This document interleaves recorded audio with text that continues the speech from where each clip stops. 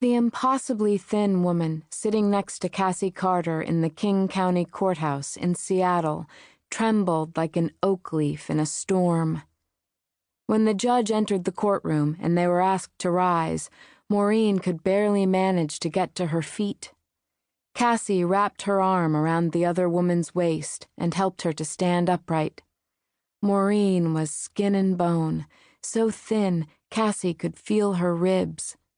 She'd been that thin once herself. Like Maureen, she had been beaten down, battered, and emotionally broken. "You're doing great," Cassie whispered. She understood all too well what courage it took for Maureen to testify against her husband. Cassie had sat in a similar courtroom in Florida, only she'd sat alone. Duke, her husband, had glared at her as she'd slowly walked toward the witness stand, his dark eyes filled with hatred, eyes that said he would kill her if he got the chance. He nearly had.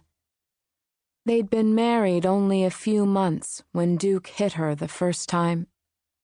He'd had a few beers with friends and come home and found Cassie didn't yet have dinner ready.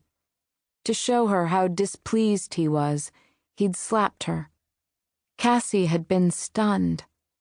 Her father had never laid a hand on her mother or her, nor her two sisters. Horrified, she'd pressed her hand to her cheek, hardly knowing what to think. That was the first of many such slaps. Afterward, he was sorry. He felt horrible that he could do anything to hurt the woman he loved beyond life itself. He'd cover his face and weep, begging her forgiveness. The irony of it was that she, the one who'd been hurt, would rationalize his anger and comfort him. Shocking, really, when she thought about it. Duke hit her, and she was the one who apologized. As the years progressed, the slaps turned to slugs, and the slugs into beatings. During the last beating, she'd seen that very look in his eyes, the same one he gave her the day she stood in a Florida courtroom. The look that said her days were numbered. She would pay for what she'd done. That final time, as Duke's fists pounded down on her, Cassie had been terrified by the cold hate in her husband's eyes. Duke would not stop until he killed her. It was as clear as the writing on a highway billboard. In that breathless moment, Cassie knew beyond a doubt that she was about to die. She lost consciousness briefly, and when she came to again, she heard him rifling through the kitchen drawers. She knew he was searching for a knife. Carried by adrenaline, numb with fear, she managed to escape into her daughter's bedroom and blocked the door by tilting a chair beneath the knob.